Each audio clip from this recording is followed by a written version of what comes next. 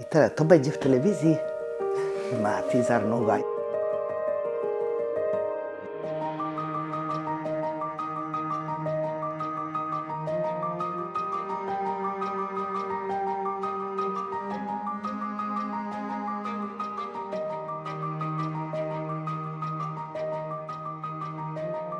No takie, żeby można było przetrwać. Na pewno jakiś nóż. Jakieś narzędzia na pewno. Może broń przed jakimiś zwierzętami. No i jedzenie albo latarkę. Przecież jedzenie można sobie ogarnąć tam już. Co? Aha, książkę. Potem zabrałabym chyba męża. Mogę wziąć męża. Na pewno swoje córki bym wzięła. Ale nie, no właśnie, nie można zabrać człowieka, przepraszam. Co bym wzięła? To królika bym wzięła chyba, bo mi w tej chwili jest... Nie można, zwierzęcia też nie. Myślę, że na pewno chciałabym wziąć jakąś książkę i chciałabym, żeby ta książka była skomplikowana i taka bogata w wątki, żeby zajęła mi dużo czasu na myślenie, żebym miała się na czym skupić i faktycznie to byłoby coś, co mogłabym rozgryźć na pewno. Miałabym dużo czasu, dużo właśnie czasu do spożytkowania. Myślę, przydałoby się coś, nie wiem, praktycznego, jak, nie wiem, jakiś może nóż, więc myślę, że to mogłoby być dobre. A tak, nie wiem, jakie byłyby tam warunki, ale fajnie było, gdyby z czegoś można byłoby coś słuchać, byłoby fajnie. Gdyby było to możliwe, to myślę, że też mogłabym to wziąć. Na pewno jakiś nóż, ale taki jakiś większy, nie? Żeby przeżyć chociaż 5 godzin. No bo tam mogą być węże, nie? I w ogóle. Albo będzie tam nie mega dużo roślin i będę musiał jakoś przejść, a to będę musiał ciąć gałęzie, chociaż szkoda drzew. Druga to łódkę, ale jakąś taką małą, żeby mógł odpłynąć.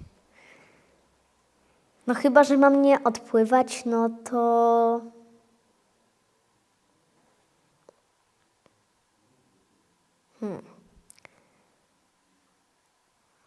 No pewnie jakieś jedzenie, nie? Może 2 kamienie, które można byłoby skrzesić jakiś płomień. Krzesiwo na pewno. Siekiera. Wziąłbym może gramofon, żeby się nie nudzić po prostu, jak będę tam sam z jakimś winylkiem, co bym tam wziął jeszcze. Jakieś jedzenie i powiedzmy wygodny fotel. Na bezludną wyspę na pewno różaniec, na pewno książeczkę i wodę. Na pewno medalik bardzo. I przede wszystkim ubrana, żeby ja tam była. Nie? Aparat fotograficzny, żeby filmować, czy jakieś zdjęcia zrobić. Może jakąś książkę do czytania. Siekierę i dużo książek. Ja jeszcze nigdy nie byłam na bezludnej wyspie. A sam zabrała, nie wiem co. No na pewno coś do jedzenia, do picia. No co bym zabrała? Chleb, wodę, no jakieś coś do nakrycia, żeby mogła się czymś nakryć tam. Na pewno bym wzięła sobie wszystkie moje notesy z 18 lat. Z 18 lat działalności Stowarzyszenia Kaszubianek. Bo co jakiś czas ja sobie tam zaglądam, co myśmy robiły, jak to było, jak się rozwijałyśmy, co nowego, jakie sukcesy. I to na pewno, i tym bym żyła, na pewno. Żeby mi się tam nie nudziło, no to bym sobie wzięła różaniec czy książeczkę. Zabrałabym zeszyt i długopis, bo lubię pisać i byłabym ciekawa tego, co bym tam sobie zapisywała. Z tym fajnie byłoby prowadzić taki dziennik właśnie od mojego pierwszego, jak się mam tego pierwszego, w tym pierwszym czasie, jak się mam potem. Dla siebie, a może dla kogoś, kto potem to znajdzie. swoje lekarstwa. Wodę na bezludną wyspę. No, jakby było coś do jedzenia, żeby w brzuchu nie burczało. No i co jeszcze? Wodę, zegarek i coś do jedzenia. Parasol, żeby mnie osłaniał od słońca. Jeżeli bym tam była ja, głowa myśląca, ręce sprawne, no to cóż więcej trzeba. Tak jak Robinson Crusoe.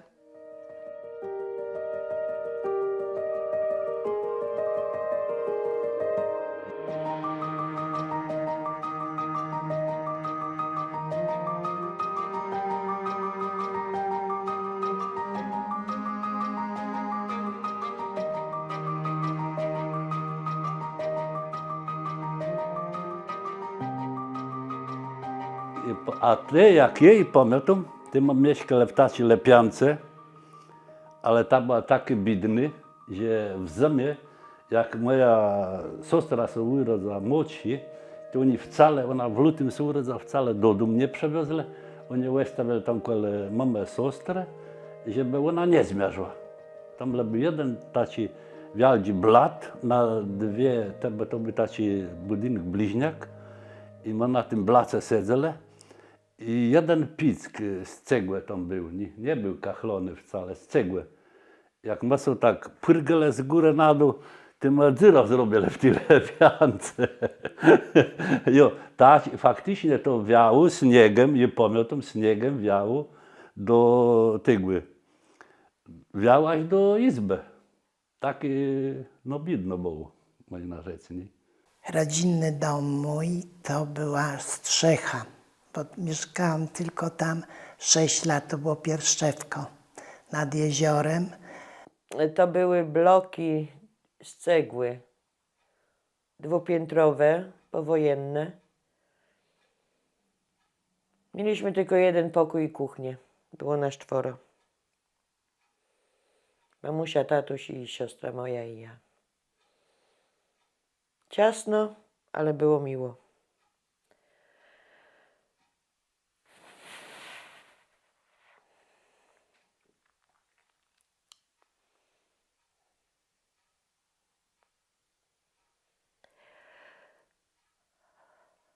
Długo się nie nacieszyłam, tato, bo miałam 6 lat. Przepraszam.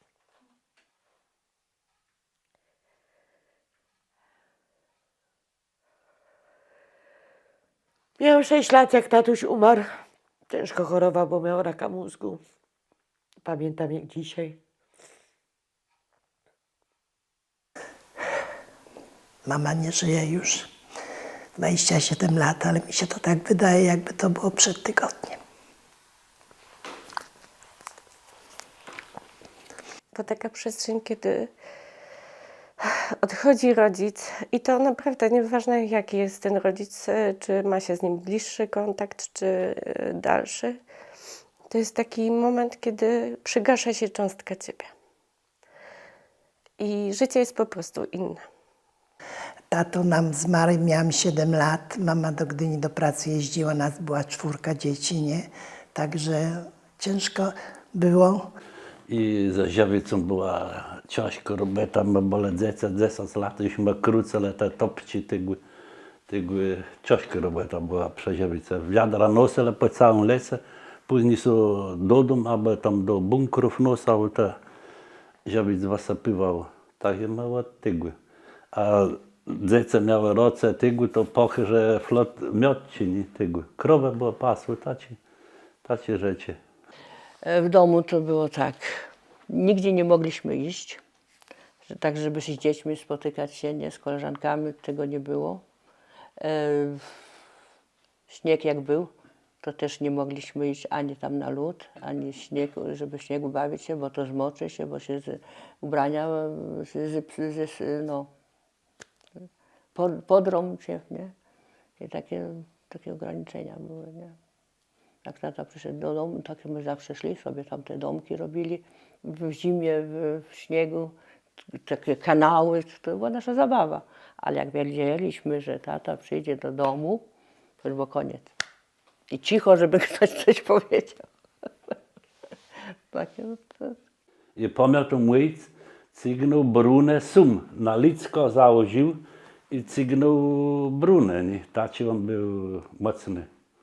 No, i za te pieniążki, które dostawało się, no to się brało często wieczorem chleb, pokroił w kostkę, łyżkę smalcu ze skwarkami, zalał to gotującą wodą, posolił i jadł. Uśmiechnij się, gdy idziesz do domu pijany. To nasz tata śpiewa. Uśmiechnij się, gdy idziesz i trzymasz się ściany. Wszyscy się śmieją, śmiej się i ty, bo na świecie nie jest tak źle. Uśmiechnij się. Pojechałem. No i to zapamiętałam naprawdę, a tata nasz był bardzo wesoły i lubił śpiewać i grał, więc w domu było wesoło w każdym bądź razie. A mojej mamy pieśń była Zdrowaś Maryjo. I ona, jak ona rano krowo doja, ona wierno ją śpiewa. Zdrowaś Maryjo. I teraz ona mnie taki bliski i był rys nawet tym w Licheni i tam jest taki, ona je kus tego, ona je kus tego niepełnosprawny, ta organistka i jedynie myślę na reno na tego i do niej siedzi, żeby ona mi zagra to Zdrowaś Maryjo. I ona to zagra i do mama to dlice.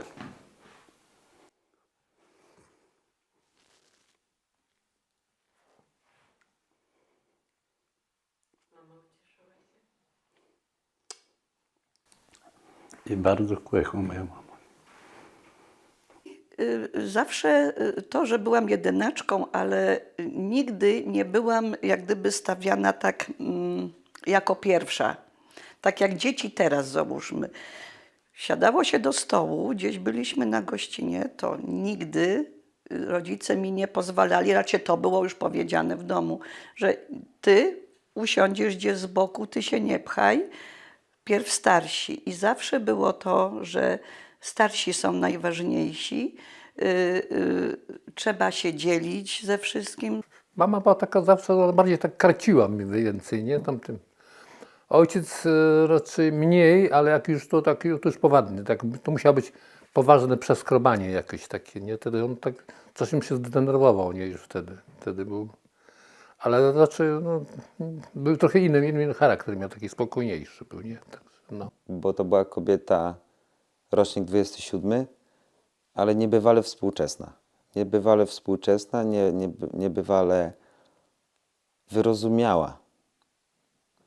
I osoba, która twoją nienormalność traktowała jako, to jest może dziwnie zabrzmi, jako twoją normalność. Jako jedyna potrafiła stanąć za tobą murem.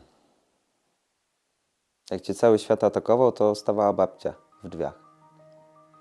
No, na kwele jest od 6 lat, jak moje siostry miały przejocy, ty przyjechałem na przejoce, na kwele goście przyjeżdżał, nie było autów, nie? Jak jeźdź był przejoty, ty ze mną susy, ty jechał do przejocy, go na motorze on mnie wiózł, nie? Mnie i mama na motorze, a tata biegł pichty do kościoła. No, ale tak było, to ja tego, nie? A ty goście przyjechali na tych kłębach i jest flot, wiecie, zaczął uciec na tym kłębie i po pełni jej siostra wiózł na tym kłębie, nie? W dwóch jej się rozbił jechać po pełni, ale tak jechał, że to siostra rozbił, w drzewo jechał. I teraz to nie było to, i był 6 lat. I to nie było to, jest cztery od tych gości jedno koło schlewy, niby jest wziął to schlewy, czym jutro ona jeździł. I to on mnie tam musiał być to dość przecasno, że to koło właśnie ma nazyt.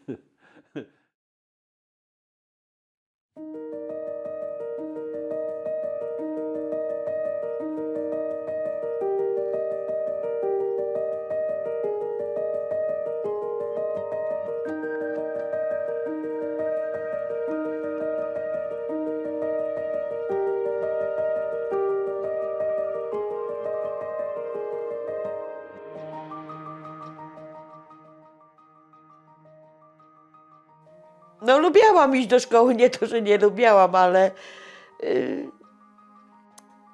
nie ciągnęło mnie tam.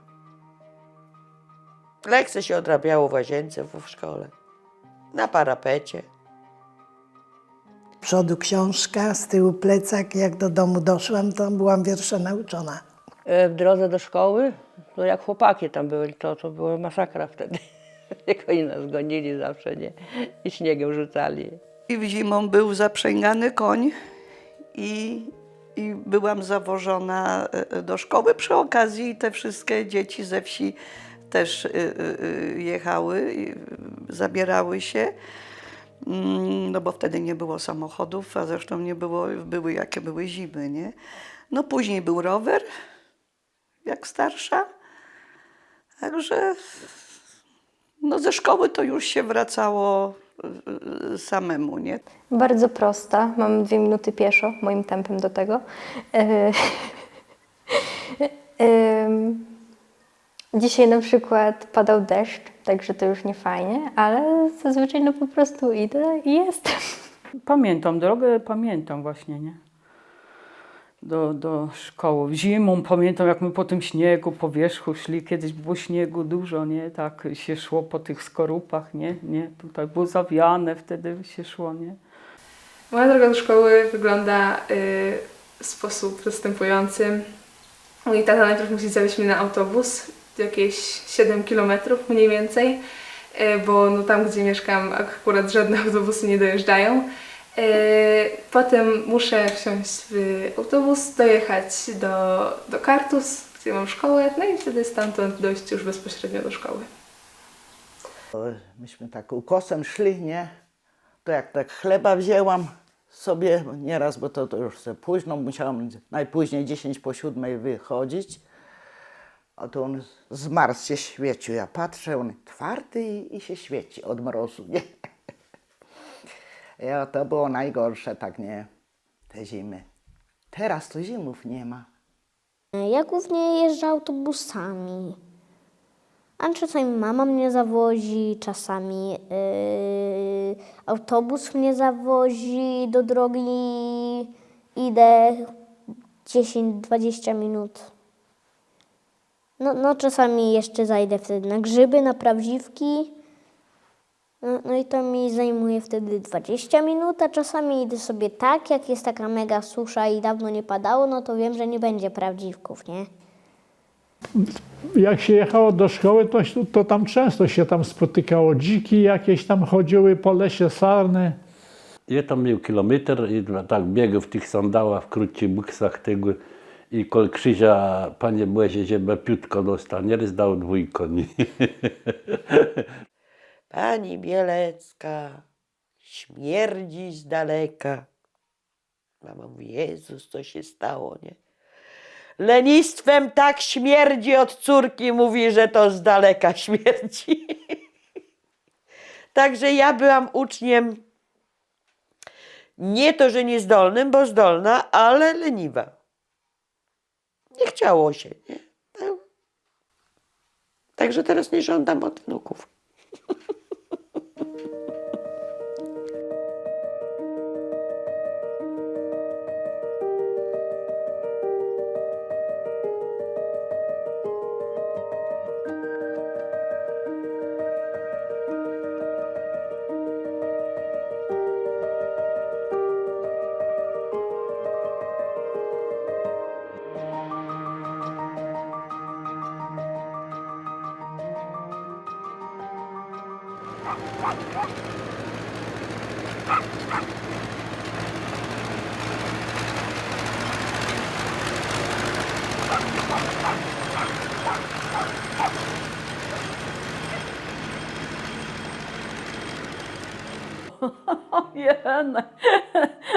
Nie wiem, chyba będę musiała się ogolić.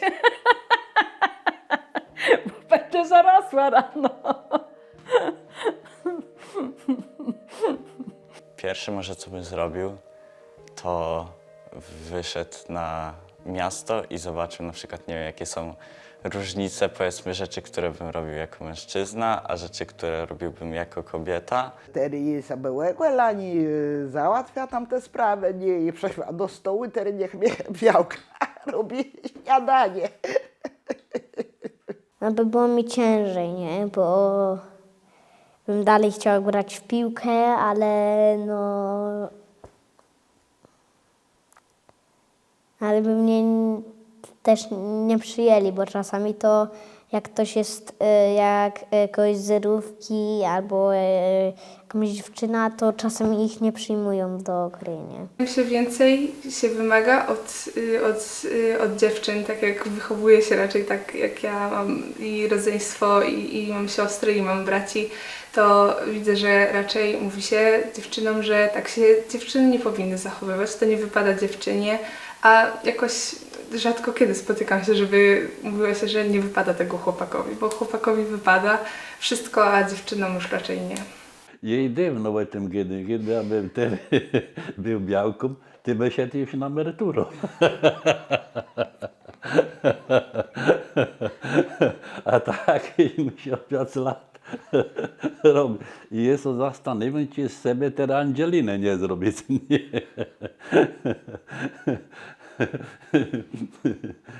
Jo. Jest to trzeba dobrze w swojej skórze.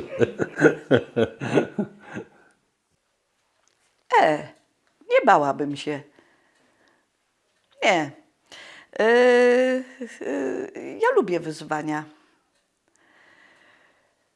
Dużo męskich prac potrafię zrobić. I no na pewno nie poszłabym rąbać drzewa, chociaż nie wiem, gdyby dobra siekiera była. No nie wiem, tego to nie mam pojęcia nawet, co ja bym mogła zrobić. Powiem, że takie coś się nie wydarzy. I don't know. Nie mam pojęcia dosłownie. Nie wiem, nie. To było dla mnie było to za trudne. I na pewno bym dociekała, dlaczego tak się stało. Mam krótkie włosy, więc chyba bym się trochę też nie zdziwiła.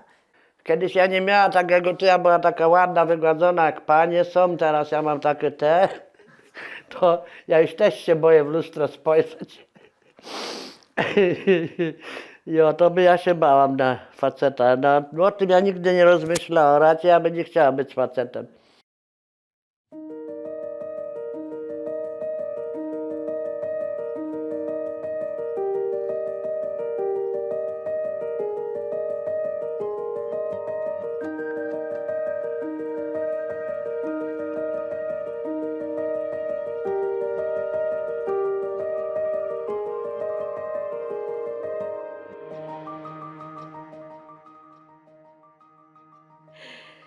Za co ja mogę siebie lubić? No,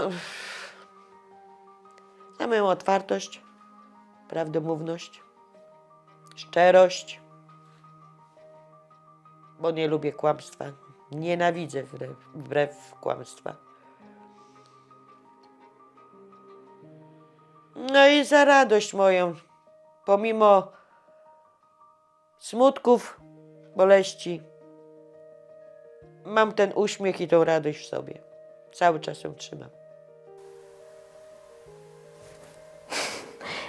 Może za otwartość dosyć i no otwartość na poznawanie wielu innych fajnych ludzi, nowych i taka szybka adaptacja w nowych miejscach i to bardzo fajne jest i łatwo mi tak łatwiej w życiu wszystko.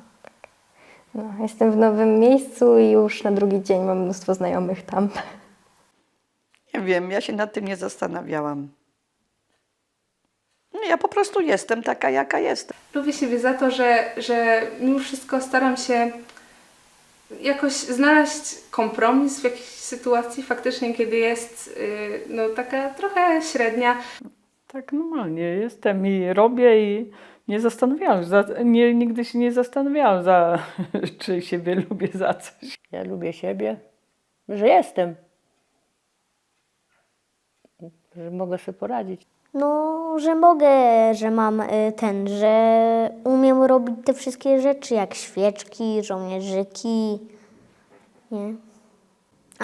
A jeżeli mam się lubić nie za rzeczy, no to chyba nie ma takiej rzeczy, że za co się lubię oprócz tego, co tworzę, nie? Trochę chciałabym być szczuplejsza, to się nie da. No, a tak wszystko jest dobrze. Lubię siebie taka, jaka jestem. Myślę o sobie, że nic nie warta jestem. Ale jak mnie chwilę nie ma tutaj, to i wszyscy za mną szukają. To, no, gdzie ty jesteś, gdzie to chodzi w ogóle mąż, nie? Ten to musi, to teraz tutaj też. Ja nie mogę, nie, ale w ogóle, żeby gdzieś wyjechać, to stary mnie nie pośle, nie? A jak ja, to taką miną dziwną. I za to ja lubię siebie, że ja mogę przy sobie zrobić, że do mnie przyjdą ludzie, że mogę pogadać, że jak mnie się chce, to ja gdzieś jadę. Spontaniczność, za radość pomimo wszystko. Za co? Za to, że sobie radzę, że dużo rzeczy umiem. Nie wiem, że potrafię się dogadać z ludźmi, że nie lubię kłótni. Zawsze doprowadzam do zgody, że lubię pracować z ludźmi. Co jeszcze, za co ja siebie lubię? Za to jaka jestem.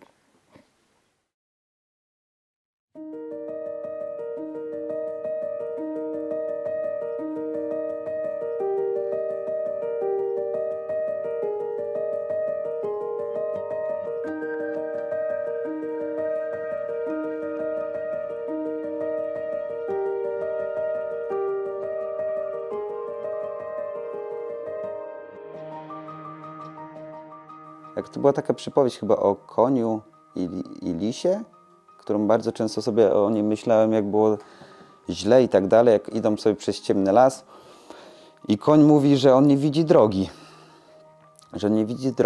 a lis się pyta, czy widzisz kolejny krok. No widzę, no to tam idź. I będziesz widział kolejne kroki. No jak się z dystansu spojrzy, albo się na przykład, ja często jak w czymś jestem, to się zapytam jakiejś osoby z boku po prostu, jak ona to widzi. Ona mi to tak opowie, że to no wcale nie jest taka duża sprawa. To o czym ja w ogóle gadam? Nie dramatyzuję po prostu. To nieraz jest, nieraz człowiek ma też, ja już mam dosyć tego, nie? Ale się podnosisz drugiego dnia i idziesz dalej do przodu i swoje robisz. Bo ja nie dam rady, bo no, co ja, Marysia, tam iść, tam gdzieś tam na spotkanie i coś robić, nie, to nie dla mnie. Ale od czasu właśnie, kiedy zaczęłam działać w stowarzyszeniu, no to mnie wybrali. I teraz co? Ja mówię, dobra, ale ja chcę mieć ciebie, ciebie i ciebie. Muszę mieć kogoś do pomocy i wtedy mogę działać. I od tej pory no, bardziej tak się cieszę, że mogę tak działać, że mnie wysłuchają, co mam do powiedzenia. No i ja zawsze daję hasło i już wtedy koleżanki albo się zgadzają, albo nie. Strasznie ciężko nawiązywały mi się nowe znajomości i postawiłem sobie cel, żeby to zmienić. I jak mi się to udało z trudnościami, to byłem z siebie zadowolony.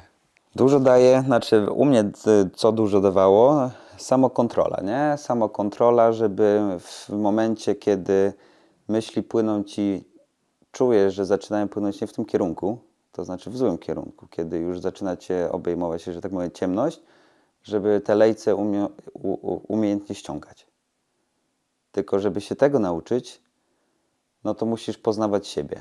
Musisz poznać siebie. Bardzo często to poznawanie siebie daje ci pryzmat innych ludzi, którymi się otaczasz. To jest takie zwątpienie wtedy, nie? Jak się wątpi. Mnie jak coś tam boli wtedy, ja tak sobie myślę, o Jezu, ja jestem już 70 lat. Co to będzie? Coraz gorzej będzie, nie? To tak sobie czasem myślę, ale jak przyjdzie trochę lepiej, wtedy człowiek już o tym zapomina.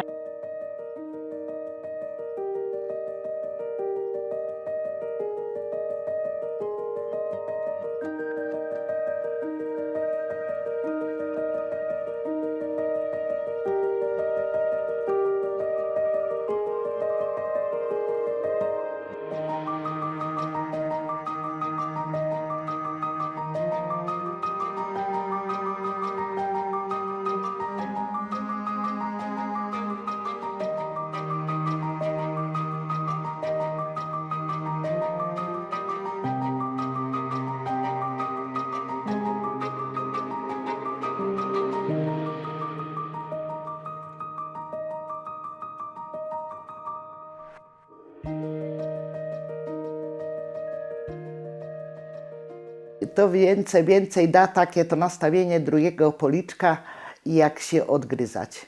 To da więcej. Po pierwsze, nie miałam rodzeństwa, więc nie musiałam o nic walczyć. To pewnie to jedno. Po drugie, tak mnie uczono, nie? Żeby przebaczać. Bardziej nastaw drugi policzek, bo ząb za ząb to by się nie skończył na jednym zębie. To nastaw drugi policzek. Nieraz trzeba przemilczeć i nie, to tak nie jest. Ząb za ząb. To mógł wszystkie stracić jeszcze co więcej. Miałem różne tak może rzeczy, gdzie mogę być tak jak ząb za ząb, ale człowiek jednak nie, lepiej trzeba ustąpić. No, ja nigdy z nikim w życiu nie uderzył, nigdy tak. Jestem nawet boił, żeby jakby kogoś uderzył, żeby coś komuś zrobić. Nigdy w życiu ani nie dostał, nigdy ani nikogo nie uderzył. O taki to powiem. W pierwszym momencie to człowiek jest taki zdenerwowany, zły i w pierwszym momencie byś nie wiadomo co zrobiła z tą osobą, ale trzeba jednak przeczekać, chwilę się zastanowić i potem, jak to już tak trochę przejdzie, człowiek zupełnie inaczej myśli i to nie jest dobre, ząb za ząb, bo nic do niczego dobrego to nie prowadzi. Więc jeśli ktoś mi wymierzy policzek i ja mu oddam, to, no to dojdzie tylko do eskalacji konfliktu, a nie do jego rozwiązania. Ja nigdy nie była ząb za ząb. Ja zawsze jakby to powiedzieć, łagodziłam sprawę.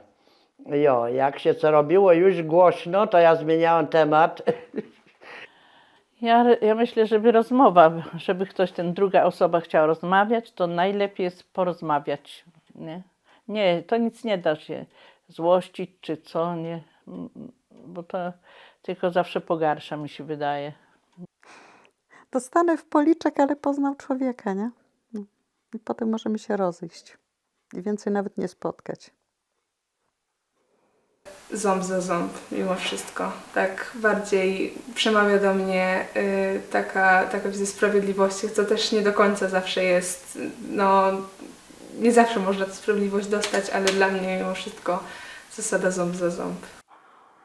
O kurczę, ząb za ząb albo nastaw drugi policzek. O, ja nie jestem do ugięcia taka, to ja bym chyba ząb za ząb zrobiła. Ja jestem dosyć taka energiczna. No ja bym chyba nie nastawiałam tego policzka, jak to się mówi, tak spokojnie. Raczej bym nie, o nie. Jakby mnie ktoś chciał skrzywdzić, o nie, co to nie. Raczej ja jestem bardziej chyba, chciałabym bardziej dominująca, jestem bardziej tak, nie? I może szybciej myślę, nie? I czasami może źle to jest, no ale taka już się urodziłam, niestety. Tak już będzie i zostanie pewnie do śmierci.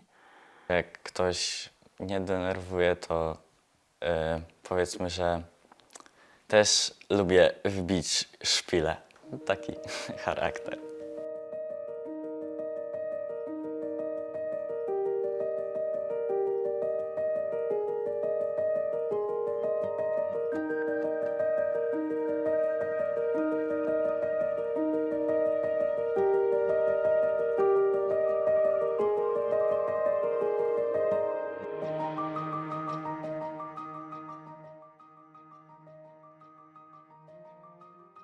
Lubię właśnie trochę skontrolować, bo wszystko co się powie nie jest prawdą, nie? I ja we wszystko wiem, w co ja mogę uwierzyć, a w co nie. Lubię właśnie skontrolować, tak, jo. Ufać. Myślę, że zaufanie to jest taka podstawa relacji międzyludzkich, a jednak jak będziemy kogoś kontrolować, to nie jest to do końca fajna relacja, bo bez zaufania po prostu prędzej czy później ta relacja nie uda się, rozpadnie się. No ja za całe życie bardziej ufałam ludziom. No ale w dzisiejszych czasach to ja nie wiem, czy to zaufanie by na dobre wyszło. Chyba trzeba się było może bardziej kontrolować teraz w dzisiejszych czasach chyba. Bo raz kiedyś to, jak to się mówi, jak rada u sąsiada jest, nie? A w dzisiejszych czasach to chyba tego nie ma. Problem jest taki, że od razu ufam i dopiero jak już się zawiodę, to już wtedy nie. Powinno być na odwrót, nie? Ja myślę ufać. Na przykład chodzi o moją rodzinę, nie? To bardziej ufać niż kontrolować. No, jedno i drugie. Kontrolować do momentu, kiedy można zaufać i potem pozostawić w zaufaniu.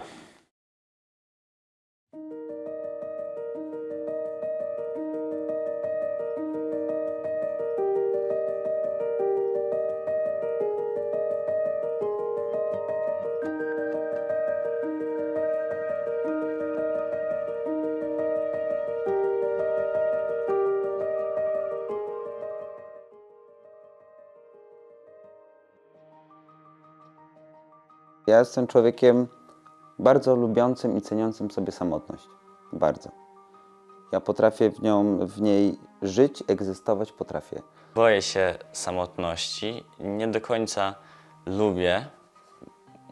ją lubię, ale żeby się bać, to się nie boję, ale wolę, jak mam wybór, to jednak wolę spędzić to z ludźmi, niż siedzieć samemu w pokoju. Sama to jakby, nie wiem, tak się normalnie strach mi ogarnia, nie? To nie, to do towarzystwa to tak, jakby to była dla mnie najgorsza rzeczą, żeby ja byłam samotna, została sama.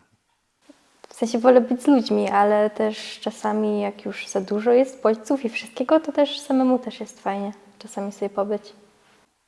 No ja wiem. Chyba tak. Samotność jest strasznie dokuczliwa. Ale ja mam no jakby to powiedzieć, że ja sobie pracę znajduję w najgorszym wypadku. Nie umiem bezczynnie siedzieć, głowę zajmuję czymś innym, żeby o tym nie myśleć, nie? Nie boję się samotności. Nie wiem, bardziej z ciekawością. Może to też jest powiązane, że przychodzi mi do głowy pomysł, żeby się tak odizolować na jakiś czas, ale to, co mnie zatrzymuje, to są dzieci, nie? To są osoby, które no nie chciałabym zostawiać. Natomiast nie boję się samotności.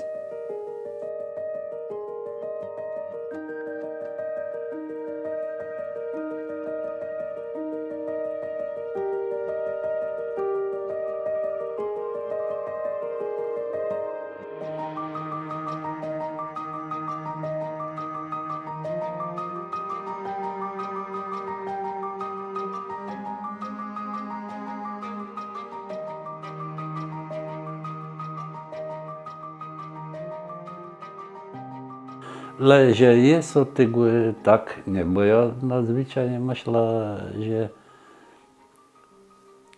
i bydle dzieci dobre i widzę, że oni mnie szunają, bo mnie szunają.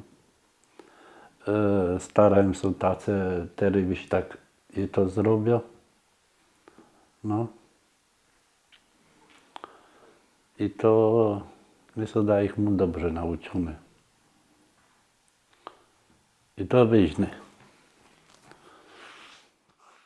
I bardzo bym chciała, ale to jest, co się można chcieć, pobożne życzenie, żeby to tak nastąpiło, nie? Tak, o. Nie boję się śmierci. Często myślę o śmierci, często, naprawdę często, ale nie boję się. No, to jest, najbardziej się boję śmierci, ale nie takiej, że na spokojnie ze starości, tylko że no nigdy nie wiadomo, kiedy to nastąpi, że na przykład możemy już z tatą stąd wyjechać, no i będziemy mieli wypadek samochodowy i nigdy nie wiadomo. I w sumie to dosyć często, bo często gdzieś tam mam z tyłu głowy, że o Jezu, coś się może stać, mogę umrzeć, to może być mój ostatni dzień, mogę ostatni raz widzieć tę osobę, bo jej się coś może stać. Tak w sumie dosyć często. Ja nie mam problemu z tym. Ja, jeżeli myślę o śmierci, tak jak w poprzednich wywiadach tu wybrzmiało, też motyw dzieci i tak dalej, ja nie mam takich rozterek bo nie posiadam dzieci, posiadam tylko psa. I gdzieś jestem z tym ułożony. Stanę przed może twarzą w twarz, nie, i te moje zasługi, jaki człowiek ma, nie? Także to się wszystko ujawni w ludzi, nie? Także to jest to. Nie powiem, że się nie boję. Boję się. Naprawdę się boję. Staram się nie myśleć i twierdzę, że mam jeszcze dużo czasu i póki mi się oczy nie zamkną, to nie mam zamiaru się tym zamartwiać, bo jak będziemy się zamartwiać, to będziemy tylko stali w miejscu. Staram się nie myśleć o tym raczej, bo to jest trudny, to jest taki trudny temat. Oni sobie dadzą radę bez wiadomo, ale nie chcę myśleć na razie o śmierci. Jak to tam będzie, to tam oni u góry wiedzą. Ja myślałam o tym, bym nie bała. Ja mam tu wszystko załatwione. Mam wnuki, prawnuki, wszystko podzielone. Także śmierci się nie boję, tylko we wypadku bym nie chciała zginąć. To Boże broni. A tak leżeć w łóżku też bym nie chciała. Adiu i rodzina się zjedzie i jak to się mówi, pochowią jak wszystkich. Co tam się dużo myśleć, jak będzie człowiek myślał o śmierci albo o czym, to się będzie dołował i co to daje, tylko na nerwy szkodzi, nie? A tak trzeba życie brać za bary takie, jakie jest. To wiadomo, to mam już tyle latek, nie? I tak się cieszę, że tyle żyję, nie? Tak miałam, z moim mężem tak bardziej. Te nogi, 2 razy miał ten wypadek, nie? I ten zawał, i ten taki, ale teraz już tak mnie tam już, to jest normalny czas, nie? To nie ma co, nie? Nie, ja się tego nie boję, no bo wiem, że wszyscy kiedyś odejdziemy i że że trzeba się z tym pogodzić, bo nie da się uciec, nie? Przed śmiercią. Naprawdę boję się tego. Jak moja teściowa żyła i mama, zawsze opowiadali, bo moja mama w życie pozagrobowe wierzyła. Co wierzyła, jakbym jej mówiła coś przeciw, to ona mówi, że ja grzeszę, nie? A ja zawsze mówiłam, mamo, tyle ludzi, co od nas wujkowie, ciotkowie, mamy bracia, są zmarli, jeszcze nikt nie powiedział, jak tam jest. A moja teściowa, tak jak z nią rozmawiałam, nie? Ona mówi, pamiętaj, nie będę imienia mojego wymieniać, mówi, jak ja umrę, na pewno przyjdę ci powiedzieć, jak tam jest. Teściowa już ponad 30 lat, nie żyje jeszcze, ani razu mi się nie przyśniła. A moja mama tak samo nie. Trochę moją obawą jest to, że kiedy umrę, będzie o mnie pamiętała jeszcze moje dzieci, może będę miała oczywiście moje dzieci, może moje wnuki, ewentualnie moje prawnuki, a później zostanę już zapomniana. Nikt nie będzie pamiętał o tym, co robiłam. I przez całe życie pracujemy na swój wizerunek, na to, żebyśmy jakoś istnieli, żeby ludzie nas kojarzyli z czegoś dobrego, po czym umieramy i w pewnym czasie nie jesteśmy już wcale jakby pamiętani. I to mnie trochę przeraża. Tak sobie myślę, żeby mogła zasnąć i by było koniec wtedy w nocy, tak żeby nie mieć bólów, żeby tej traumy nie przechodzić, co muszą ludzie przechodzić. Widziałam już różne sytuacje i byłam przy śmierci tutaj przy mamie. Mój ojciec też tylko zasnął, tak prawdę mówiąc. Mama trochę 2 dni tak bardzo była chora. A Mireczka taka była nieprzytomna też. Ja tak nad tym sobie też myślę, żeby tak nie czuć tego bólu, żeby nie mieć, nie? No i tak sobie myślę, zawsze o męża się boję, on jest starszy ode mnie, jak ja rano wstaję, ja tylko mówię, żyjesz? Żyjesz? No. Jak on się odzywa, no to dobrze. No. Jak myślę o śmierci, choć nie myślę o niej, nie myślę na to pojawiają się dzieci. Nie chciałabym ich jeszcze zostawiać. I przy tym się wzruszam. Nie chciałabym ich zostawiać, to chciałabym napisać im dziennik. na każde kolejne lata. Z tego, co powiedziałam wcześniej.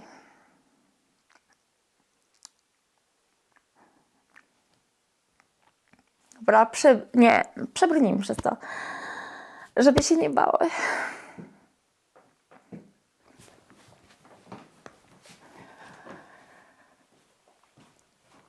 Żeby się nie bały. Żeby wierzyły w siebie zawsze. Zawsze.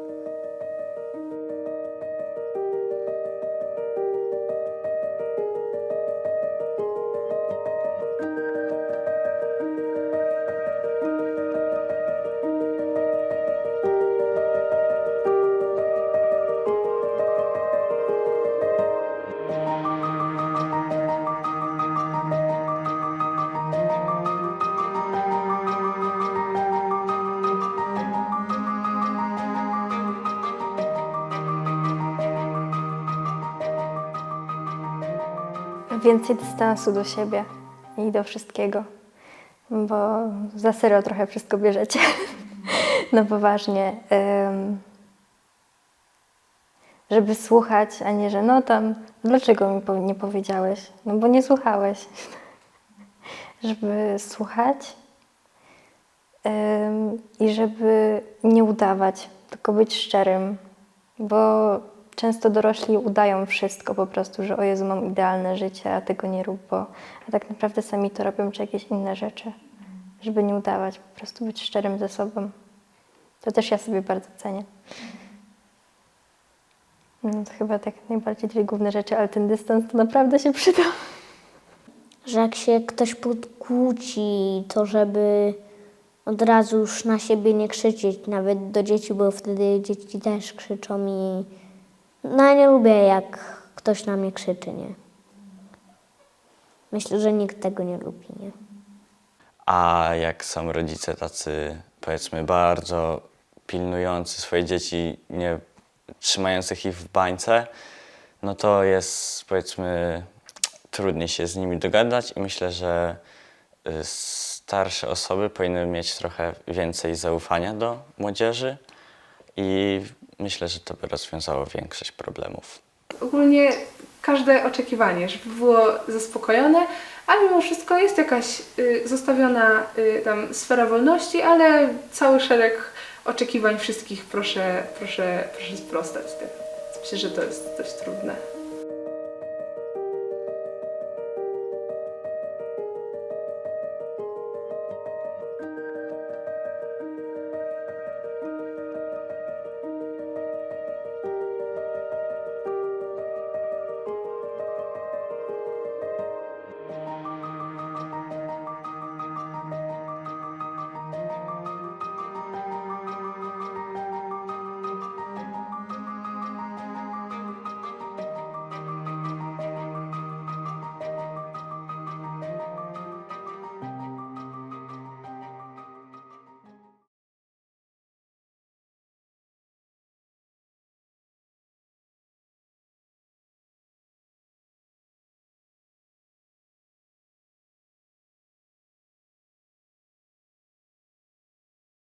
I żeby zauważali tych starszych, nie? Żeby oni po prostu, bo oni kiedyś też będą starsi. Oni kiedyś też będą potrzebowali pomocy. Oni zawsze nie będą młodzi, zwinni, sprawni, piękni. Nie czyń drugiego tego, co tobie nie miłe, nie? I bardzo dobry dla nich, bo jacy raz, dwa miniony. Starać się dobrze żyć po prostu, być uczciwym, nie kraść dzieciom, żeby tam nie... Bo tam są różne mają nieskłonności. Po prostu być na człowieka wyjść jakoś, tak się uczyć się, starać się, pracowitym być, posłusznym w miarę. Na pewno uczyć się, bo to się przydaje zawsze. Pamiętać, że nie od razu Rzym zbudowano. Że we wszystkim, co my robimy, potrzeba czasu, jakiejś wytrwałości, jakiejś powtarzalności.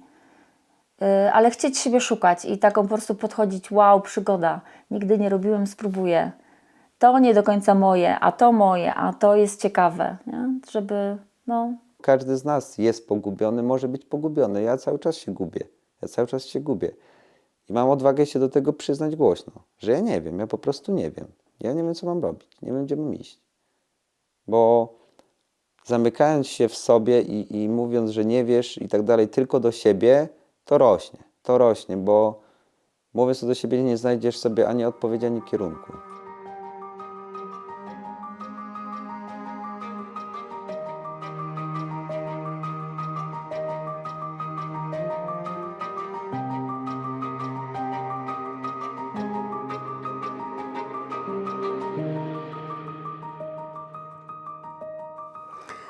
Liczyć na pewno na siebie. Na pewno zawsze liczyć na siebie. Dobrze, jak się znajdzie ktoś, kto ci poda rękę, kto cię wesprze, kto pomoże, dobrym słowem wesprze, ale na pewno trzeba liczyć na siebie. I jeżeli mają możliwość, to niech się uczą. Niech się uczą, niech wykorzystają naukę. Ona się zawsze w życiu przyda. Nie ma tego, że nie.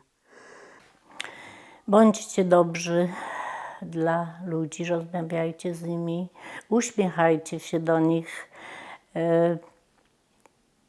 i nie zazdrośćcie nikomu, że ktoś tam może ma coś więcej, ktoś ma może lepiej, ktoś ma taką pracę, a nie inną. Róbcie to, co uważacie za dobre według was. Bo jak się bierze za dużo, to się tego nie da rady ogarnąć. Musi być czas i dla siebie, dla rodziny, bo jak człowiek będzie latał tylko za tym pieniądzem i za tym pieniądzem, to w końcu zwariujesz. No w małżeństwie na pewno dużo ze sobą rozmawiać. Iść na kompromis trochę też, nie? To jest najważniejsze. No ja już parę razy im tu radziłam, żeby żyć tak jak, żeby się nie ukrywać, żeby z ludźmi, żeby żyć tak po swojemu, jak najlepiej jak ktoś uważa, nie? Tak jak ja swoje życie przeżyłam, no nie wiem, odważnie, nie uciekać od życia. Jo. Ale warto coś mieć, żeby gdzieś wracać. I ostrożni bądźmy z przyjaźniami. Bo ja sama na przykładzie swoich córek miałam do czynienia z nieodpowiednimi przyjaźniami. Takimi toksycznymi. I niech młodzież na to uważa i tak szybko nie angażuje się w nowe przyjaźnie. Niech najpierw sprawdzą przyjaciela, przyjaciółkę, za czym się zaangażują, bo uważam, że ta przyjaźń za szybko jest zawiązywana. Trzeba być trochę ostrożnym.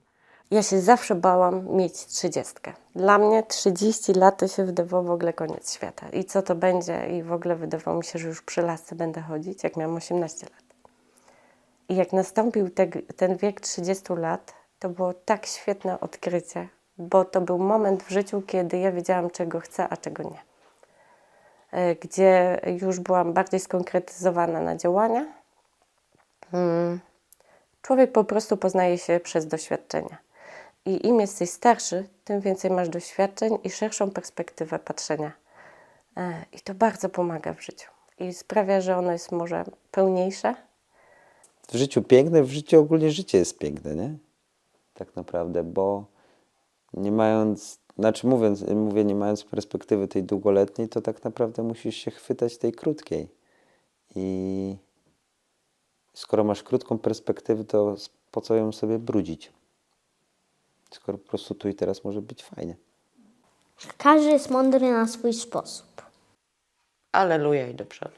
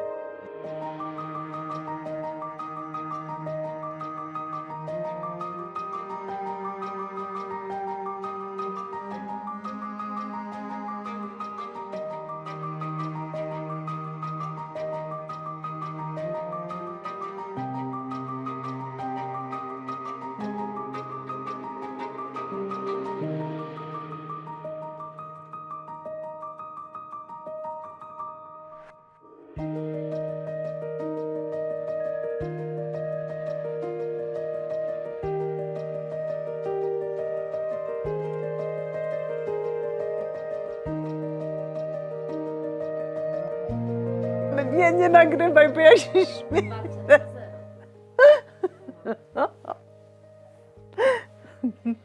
Kamień młyński się obraca, stan panieński już nie wraca. Fajny chłop z niego był, ciurkiem gorzałym pił. Teraz nie ma już go, czarna ziemia kryje go. A ja mu godłem, piernie nie pij, on wciąż klał. Ja mówię, Danusia, wiesz co, jej nie powiedziała, że mi wody odeszły, nie? I gra, Danusia, wiesz co, powiedz mojemu mężowi, że on ma przyjść do mnie, nie? A ona nie była taka głupia, ona skojarzyła. I wszyscy, którzy w tę kartę grali, ja czułam, że taki szum to był na Trzech Króli, nie? Taki szum, ja sobie boję, co się robi, nie? Wyjrzałam przez okno, tyle ludzi idzie, tak ja w tą szafę wskoczyłam i oni mnie nie mogli znaleźć. Gdzie kryjówki były czasem niechciani goście, to ja też do szafy weszłam. Jakie źle, to trzeba sobie zaśpiewać. Jutro będzie lepiej.